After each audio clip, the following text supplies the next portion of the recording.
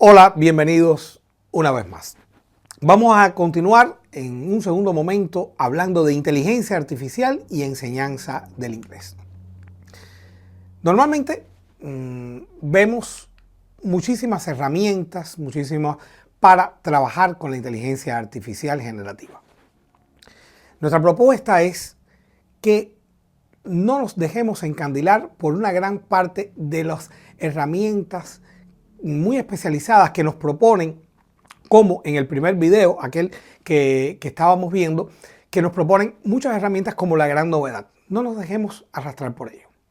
Concentrémonos quizás en algunos de los principales modelos y aprendamos a nosotros mismos a hacer que estos modelos generen aquello que necesitamos para la docencia. Es perfectamente posible y de eso vamos a avanzar en este encuentro.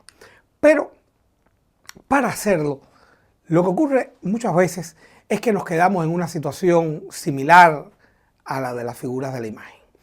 Nos quedamos mirando las herramientas de inteligencia artificial y vemos de pronto que cuando vamos a acceder a ella están bloqueadas porque la herramienta no ha decidido dar servicio a nuestra zona geográfica, o que no podemos acceder porque son herramientas de pago, o hay otras que son gratuitas pero sencillamente no sé cómo obtener su máximo beneficio.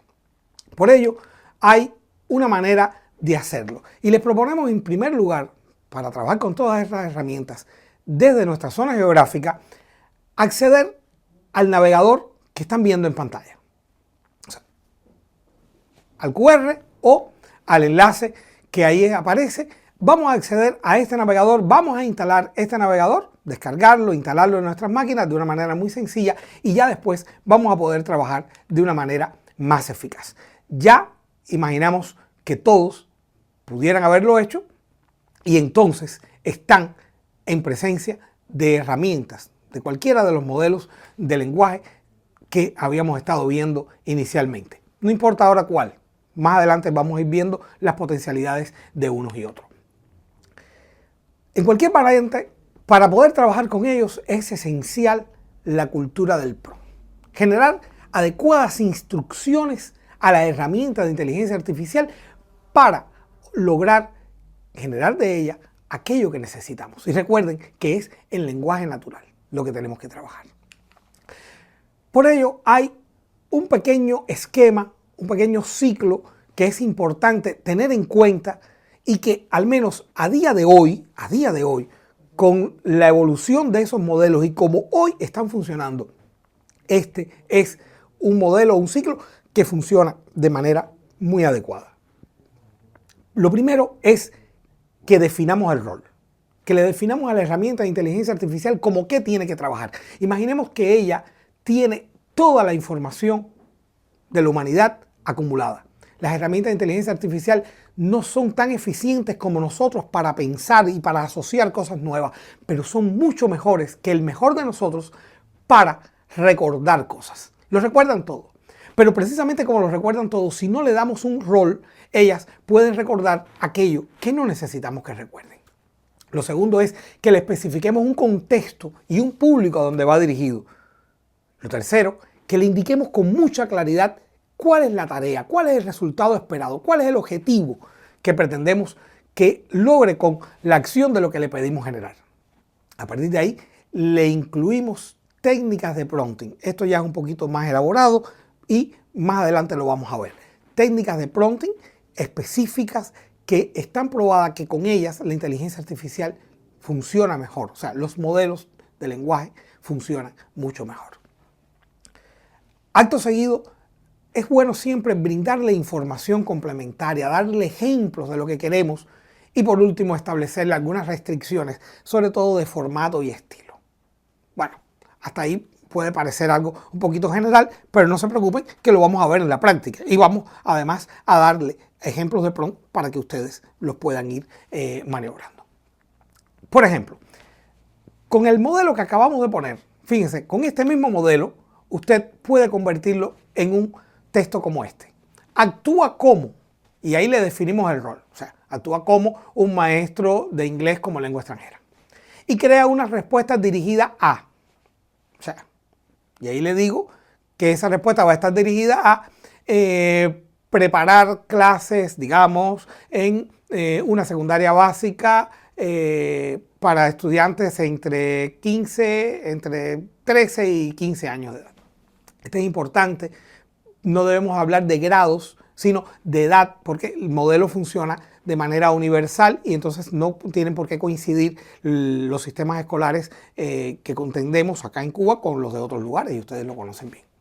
Bueno, le digo, la tarea es, y le indico cuál es la tarea o el resultado esperado que tiene. Asegúrate de incluir, ahí yo le digo información, le doy un ejemplo de cómo quiero que me dé la información, usando técnicas de prompting como, y le señalo algunas técnicas. Esta parte incluso no es necesaria, no es obligatoria, pero sí da resultados más refinados. Y le digo, además, sigue estas restricciones de formato y estilo. Y entonces ahí ya yo le digo, mira, quiero que generes esta información con estas determinadas características en este determinado formato. O sea, vamos a ver esto después en la práctica. Esto para entender que esto es como una especie de párrafo modelo que nos da el prompt tipo que nos puede servir casi para todo. ¿Ya? Nos podría servir para casi cualquier cosa que hagamos. Ahora, esto es importante. La mayor parte de las personas, cuando van a interactuar con una inteligencia artificial, lo que generan es lo que se conoce como el zero shot. Es decir, van y le dicen, dime cuál es la capital de Francia. Bien. Y la inteligencia artificial te dice rápido, París. Bien. Pero claro, esa es una respuesta muy sencilla. Pero ¿qué pasa si yo le digo, dime cuáles son las principales rutas de aprendizaje que puede seguir un estudiante que tiene un nivel A1 en aprendizaje del idioma inglés? Muy posiblemente no nos dé exactamente lo que queremos ni en el formato que lo queremos. Ahí es donde hay que empezar a elaborar. Lo segundo que ocurre con las herramientas, en la mayor parte de las personas, cuando empezamos a trabajar con ellas, es que queremos preguntar y que nos responda, y que ya nos dé la respuesta. Y se nos olvida que normalmente cuando trabajamos con un asistente, nosotros le decimos las cosas, ese asistente hace algo que no es exactamente lo que queríamos, uno le vuelve a preguntar, a veces todo dependía de la manera en que le preguntamos y a veces dependía de ir entrenando, irle dando información para que pudiera lograr lo que quisiéramos. Es decir, la mayor parte de las personas cree que con las herramientas se trabaja de una sola vez y de eso lleva un ciclo de iteraciones. Este es un posible ejemplo a trabajar. Primero, que elaboremos el prompt que queremos. Segundo, que se lo entreguemos y obtengamos una primera generación de resultados por la herramienta. A partir de esos resultados, si los resultados no son los que esperábamos, podemos solicitar y hacer algunos ajustes del prompt para tener y damos un resultado. Ese resultado nuevo que nos da va a generar un feedback donde vamos a empezar a iterar con resultados, incluso no con este modelo, sino vamos a pasar a aplicar en otros modelos a ver si en otro modelo me da un resultado mejor. Y así vamos iterando múltiples oportunidades hasta que tengamos un procesamiento final de lo que queremos. Ahora bien, todo esto, de la mejor manera que lo podemos ver, es en la práctica. Así que vayamos a verlo con un ejemplo en la práctica.